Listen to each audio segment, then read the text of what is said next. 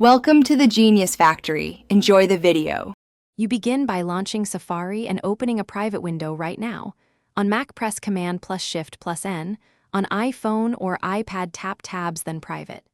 This step isolates searches so sites won't store history or autofill data between sessions.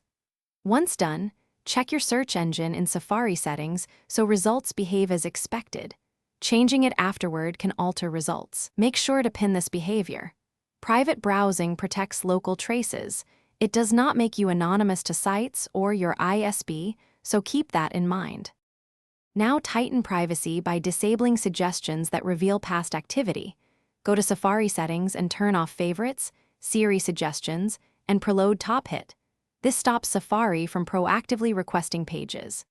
Next, select a privacy-focused search engine, like DuckDuckGo in Search Engine, so queries aren't tied to personalized profiles. You can also install reputable private search extensions or content blockers to reduce cross-site trackers. Once those are configured, each search in private mode stays local to that window and is less likely to be correlated with other browsing. To finish, close every private window when done. That action clears session cookies and recent tabs.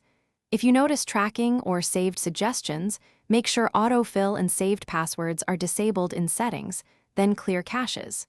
If tracking persists, disable extensions one by one, try a different network, or enable a VPN to rule out ISP-level tracking.